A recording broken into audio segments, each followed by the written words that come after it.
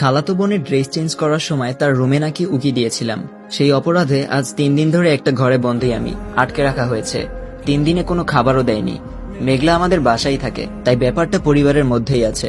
বাইরে ছড়ালে মেয়েটার বদনাম হতো, কিন্তু আমি এসব কিছুই করিনি।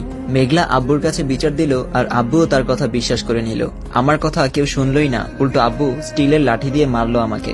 আম্মুও কিছু বলল না, তবে ওনার চোখেও ঘৃণা। মাও বিশ্বাস করে নিয়েছে আমি এই কাজটা করেছি।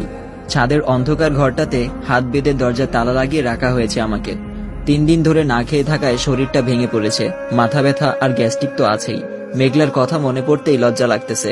মেয়েটা সামান্য একটা ভুলের জন্য এত বড় মিথ্যে বলল আব্বুর কাছে। আমি পাগল হয়ে গেছি প্রায়। ড্রাগ নেই না 3 দিন হলো। আপনারা ভাবছেন আমার আব্বু আম্মুই বা কেমন? তারা এরকম ছিলেন না, কিন্তু তারাও বাধ্য হয়েছেন এমন হতে। 2 বছর আগে ইন্টার পরীক্ষায় ফেল করার পর থেকে তারা এমন হয়ে গেছেন। অবশ্য ফেল করার কারণ ছিল নুসরাত। বুঝতেই তো পারছেন কেন।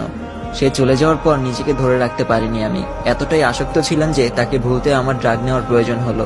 তারপর থেকে আব্বু আম্মু কেউ আমাকে আগের মতো ভালোবাসে না। আর মেঘলার সাথে তো কখনোই পড়ে না আমার। কোনো একটা ভুল পেলেই সে আমাকে শাস্তি দিয়েই যাবে। ছোটখাটো থেকে হলেও এবারের শাস্তিটা একটু বেশি হয়ে গেছে। আব্বু যখন আমাকে মারছিল তখনই তার দিকে তাকাইছিলাম। তার মুখে স্পষ্ট হাসি দেখতে পেয়ে আমি আর তাকাইনি। চোখ নামিয়ে নিয়ে মার সহ্য করছি। প্রত্যেকটা আঘাত চোখ থেকে রক্ত কান্না বের করে এনেছে। বারবার বলেও কাজ হয়নি আমি মাদকাসক্ত, করতেও পারি। আর মেঘলা ভুল বলবে না, এটা তাদের ধারণা নয়, বিশ্বাস। যেই সময়টায় আমার পরিবার সাপোর্ট দরকার সেই সময় তারা আমাকে বন্ধ রুমে আটকে রেখেছে। দম বন্ধ হয়ে আসছে সত্যি। তৃষ্ণায় গলা শুকিয়ে গেছে। এক ফোঁটা পানিও নেই ঘরে। অবশ্য বৃষ্টি হলে একটু পানি পাওয়া যেত, উপরে একটু ফুটা আছে, ওখান দিয়ে পানি পড়ে। আজ 4র্থ দিন, কেউ একবার দেখতেও আসেনি আমাকে। বাড়ির কুকুরটা 2 দিন না দেখলে তারও খোঁজ নেয়। আর আমি তো আস্ত একটা মানুষ, যদিও তারা আর এখন আমাকে মানুষ ভাবে না, তাই হয়তো। এইভাবে কয়টা দিন কেটেছে জানি না, কারণ যখন আমার জ্ঞান ফিরল তখন দেখি আমি নিজের রুমে শুয়ে আছি।